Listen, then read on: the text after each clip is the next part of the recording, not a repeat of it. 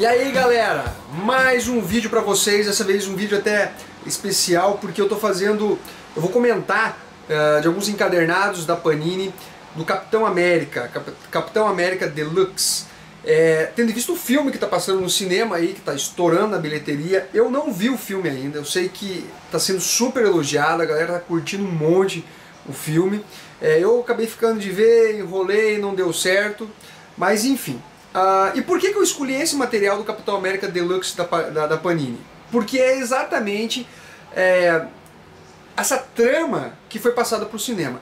Eu não sei exatamente o quanto ela é fiel à HQ, o quanto de modificações que ocorreu nos roteiros, em toda a trama do filme, mas só de ser baseado nessa fase do Capitão América, a gente realmente tem que esperar coisa boa, porque o Ed Brubaker, que foi o escritor dessa fase do Capitão América, ele realmente detonou. Eu considero ela no top 5 assim, do Capitão América, das fases dele, tranquilamente ali. Uma fase realmente que colocou o personagem novamente em evidência. Tem a história que provavelmente, não sei, não vi o filme, mas provavelmente não tem, que é a morte do Capitão América. Como vocês sabem, ele morreu. Isso aqui não é spoiler nenhum com relação à morte dele, que depois de Guerra Civil a gente ficou sabendo que ele morreu e tudo mais. Teve até notícia em alguns portais da internet, e entre os fãs houve um rebuliço também grande com relação a isso. Mas então, vamos começar aqui falando desses 3 encadernados aqui da Panini. Foi uma publicação, eu vou falar, foi da edição 1 até a edição 30. Então, esses 3 encadernados englobam basicamente, sem contar alguns especiais que tem aqui, como o Captain America Winter Soldier. E não sei se vai ter mais algum aqui. Tem o Capitão América, uma edição de aniversário de 65 anos. Mas são basicamente umas 32 edições que constam nesses 3 encadernados aqui. Ele começa primeiro com o Soldado Invernal. Vocês já imaginam quem que é o Soldado Invernal. Obviamente é este cara aqui. Bucky Barnes, tá? Esse cara, ele foi o parceiro do Capitão América lá nos anos 40. Ele era o sidekick do Capitão América. O Capitão América foi para a Segunda Guerra Mundial e levou esse parceiro dele, que também que estava no exército, né? O Bucky, acho que tinha 13, 14 anos de idade, e ajudou o Capitão América na guerra. O que o Ed Brubaker fez? Ele acabou fazendo algo que os fãs criticam muito, que mexer num personagem que foi morto e que realmente estava morto. Eu sou um que torceu o nariz quando ficou sabendo da notícia de que o Bucky ia acabar retornando, ia ressuscitar. E isso realmente deixa os fãs um pouco entristecidos e enraivecidos. Por quê? Porque é sempre a mesma coisa.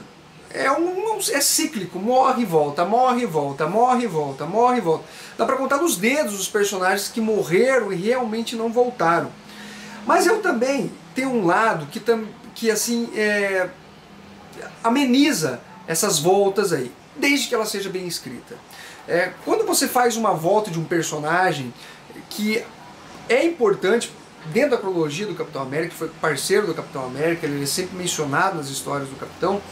Então é muito importante que esse resgate do personagem seja feito de forma coerente, de forma a respeitar a inteligência do leitor, e não como simplesmente uma jogada de marketing para faturar. Não que as editoras estão muito preocupadas com isso, mas daí que vem as críticas dos leitores. Então o negócio nosso é criticar quando é ruim e elogiar quando é bom. Eu, como eu falei inicialmente, torci o nariz, mas depois, lendo a história, não tive como não me convencer de que foi uma ótima sacada do Ed Brubaker. Ele criou um personagem, porque já existia, mas ele retornou, revitalizou esse personagem e fez ele ficar muito, muito bacana. Como vocês estão vendo aqui, só para mostrar a imagem, vocês estão vendo o Bucky sem um braço dele é metálico. Por quê? Lá nos anos 40, ele foi salvar quem estava envolvido na situação, e um avião disparou, acho que era portando uma bomba, alguma coisa assim, e ele foi tentar desarmar essa bomba, ele foi pendurar no avião, o avião explodiu, ele caiu em terras geladas ali, e acabou sendo dado como morto. O Capitão América sempre conviveu com esse trauma de não ter salvado o parceiro de equipe dele e tudo mais. O que acontece aqui? O Capitão América, ele está querendo investigar a morte do Caveira Vermelha. Ele começa essa investigação, quer saber quem que matou o Caveira Vermelha, não porque ele quer vingar a morte do inimigo, mas ele quer saber o que está acontecendo, até porque ele não acha que é uma morte que não tem nada com uma segunda intenção, nada por trás. Ele realmente conhece o Caveira Vermelha, sabe que é um vilão perigosíssimo, então ele quer tirar a limpo o que está realmente acontecendo. Ali ele vai passar a investigar junto com a Sharon Carter, ela vai auxiliar ele, né, nessa busca. E essa morte do Caveira Vermelha é uma morte que não é bem morte. Tá? Vocês têm que ler a história, eu vou tentar não dar muitas pistas para vocês, no sentido de colocar spoilers, porque senão vai acabar perdendo a graça. E eu acredito que isso não vai ter nada no filme, o que eu estou falando para vocês também, então acho que não vai ter uma influência muito grande aí. O Capitão América vai investigando a morte do Caveira Vermelha, até que ele começa a ouvir rumores desse soldado invernal. Quem é esse soldado invernal? É o Bucky Barner renascido, revitalizado. O que aconteceu com ele? Ele foi capturado pelos russos, ele não tinha morrido, e ele foi colocado num estado de hibernação e foi feito algumas adaptações, como esse braço mecânico que foi colocado nele. Com esse braço mecânico e com toda a tecnologia russa ali de espionagem e tudo mais, ele começou a ser usado como um espião assassino. Então ele era usado de tempos em tempos para cometer determinados crimes. Ele era acionado e depois ele era desativado. Então o que a gente via? A gente via o soldado invernal atuando em determinadas situações e de repente ele sumia e ninguém tinha mais pistas dele. Então realmente foi por isso, uma explicação bem bacana, que ninguém conseguia ter uma localização dele, saber quem que era esse cara. Ele era considerado meio que uma lenda ali, porque o pessoal não tinha um conhecimento, não conseguiam saber quem que causava todas aquelas matanças, desde a época que ele caiu ali, que ele foi curado e sobreviveu. Ele sofreu uma lavagem cerebral muito grande, ele não se recordava do que tinha acontecido e tudo mais. Eu não vou falar muito mais, porque senão eu vou acabar soltando spoilers aqui. A arte é escrita por Ed Brubaker e os desenhos, deixa eu ver aqui, que é um desenho bem legal, é do Steve Epting. E os desenhos dele são bem legais, porque ele deu um ar bem sombrio para a revista do Capitão. Você pode ver que não tem cores vibrantes nessa HQ. Ela é bem escura. Ela realmente trouxe um ar mais de espionagem, um ar mais sombrio, mais negro, até por contato de todas as lembranças do passado que tem aqui do Capitão América, que começam a assombrar ele, e mostra que o Capitão América, nas guerras que ele participou, não era em nome dos Estados Unidos. Isso é bem importante falar. Ele não estava lá em nome dos Estados Unidos, ele estava lá em nome da democracia, da liberdade, entendeu? A igualdade, os direitos que o Capitão América defende universalmente. Então aqui, vocês estão vendo algumas imagens, como eu falei da arte, acho que a arte casou muito bem com o ritmo de história, com a trama que estava rolando aqui. Então é bem importante deixar claro isso, que o Capitão América não é um defensor dos Estados Unidos, ele é um soldado não americano, é um soldado universal, por assim dizer. A Ameaça Vermelha. Aqui a gente tem basicamente a continuação, né, que são 3 encadernados, uma continuação do outro, publicação da edição 15 a 21. Aqui a gente vai ter o Capitão América, como vocês estão vendo, ele se unindo com outros personagens, a Spitfire e o Union Jack, que eram ex-invasores, para auxiliar não só para resolver os problemas do Caveira Vermelha, que está tentando atacar Londres, causar uma destruição muito grande em Londres, e esses personagens aqui, a Spitfire e o Union Jack, são britânicos. O Capitão América está auxiliando eles ali, investigando o que está acontecendo, e a gente tem a participação ainda da Pecado, que é a filha do Caveira Vermelha, que conta a história dela também, de infância, de como ela foi criada.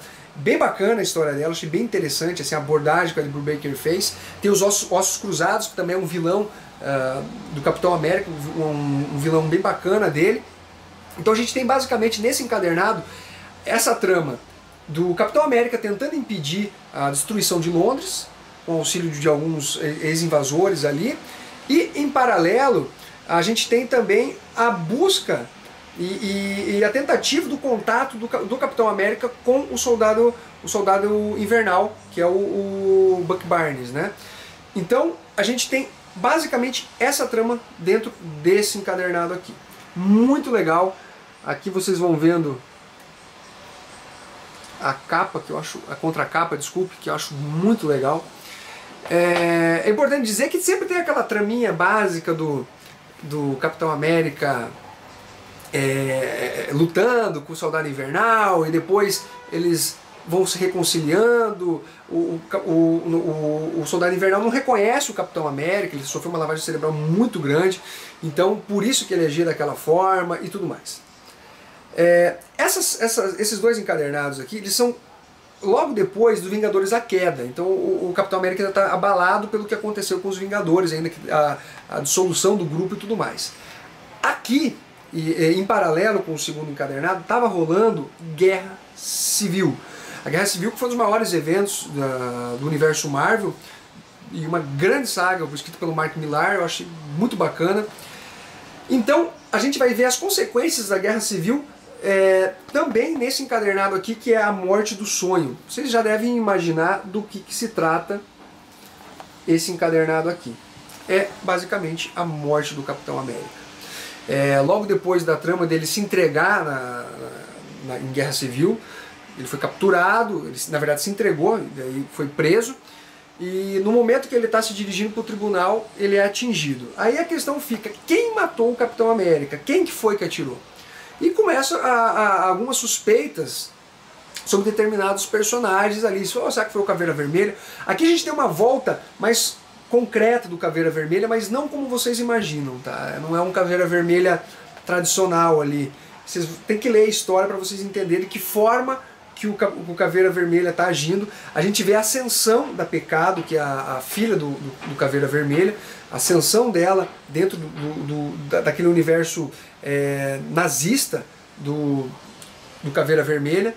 E a arte continua, todo esse material é escrito pelo Ed Brubaker e com os desenhos do Steve Epting, tá? Tem eu nem mencionei aqui, mas todos esses encadernados tem galeria de capas aqui, tem esses extras bacanas com todas as capas. É realmente um encadernado bem legal, ele custa na faixa de uns 70, ó, que vocês veem como é vinculado realmente à trama que estava rolando na saga principal da Guerra Civil. A gente tem algumas participações importantíssimas do Falcão, a presença até do Namor e tudo mais. Aqui a gente já tem também o Soldado Invernal tendo mais consciência do que rolou com ele, do que aconteceu com ele. Ele fica realmente muito puto da cara do que aconteceu com o Capitão América. A gente tem o Soldado Invernal tendo um foco muito grande já aqui. Ele já não está mais como um personagem secundário nas histórias do Capitão América. Eu diria até que ele está como um principal ali, junto com o Capitão América. Na verdade, pode se chamar Capitão América, mas a participação do Soldado Invernal aí é muito grande. Ele está praticamente dividido o título, apesar de não estar no nome dele, na publicação do Capitão. Então, galera, fica a dica para vocês desses 3 encadernados aqui que serviram de base para o roteiro do filme do Capitão América. Espero que vocês tenham curtido o vídeo, comentem, compartilhem, favoritem.